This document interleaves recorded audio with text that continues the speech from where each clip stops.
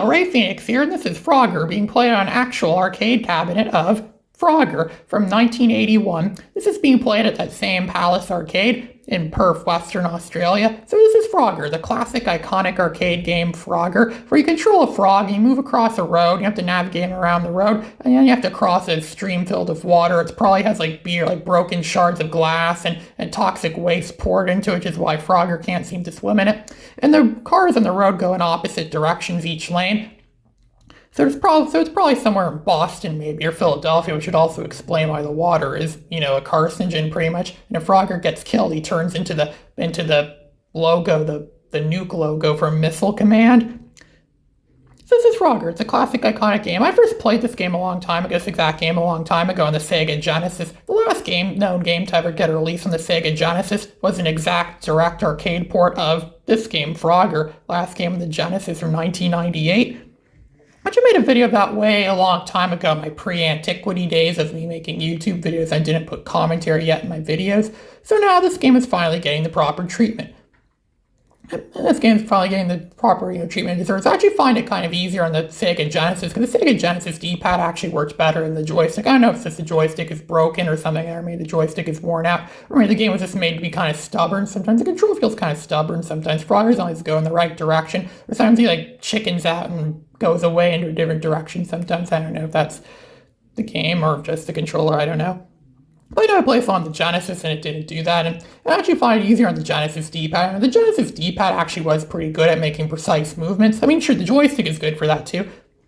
And I even did play on a joystick on the Genesis, because this Sega arcade fight stick, which is really intended for fighting games. I have used it for arcade games too. It works pretty good for some arcade games too. Maybe I should use that more if I want to really create Frogger at home or play the actual Frogger at home.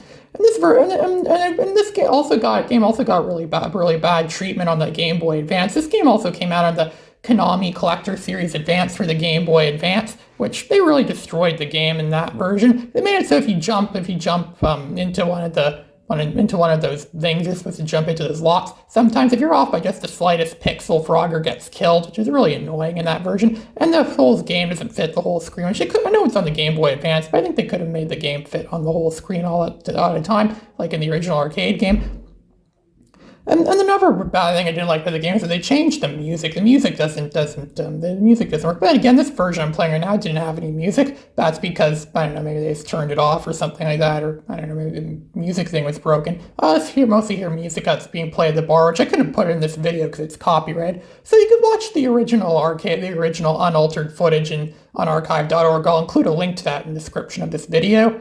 I also played Frogger for the PS1, which didn't come with the original arcade version of Frogger, but it is a very unique game in its own right, the PS1 Frogger. Actually, it was pretty fun, actually. I enjoyed playing Frogger on the PS1. It's a neat game, sure. It's a little bit wonky at times, but it was pretty good. But again, Frogger kind of was always a bit of a wonky game, unless you really learn how to play. I mean, and there's a lot to Frogger. It's a lot more complex than people think. It's no Pac-Man. It's way more complex than Pac-Man, and yet despite that, this game doesn't require any buttons at all, which is why I'm able to film the game by having one hand on the joystick and one hand on my camera, because this game doesn't need two hands. You can simply play this game one, which is what I'm doing right now. And I actually beat my score, as you can see. It's kind of hard to see. I got a little over 12,000 points. I actually beat the high score from whoever played this game before me, so that was their high score. I wonder if it was George Costanza from Seinfeld. I don't know, maybe he lives in Perth now and he's coming here to play Frogger. It makes sense considering how George really loves Frogger so much that he bought an arcade cabinet and found a way to take it home without unplugging it.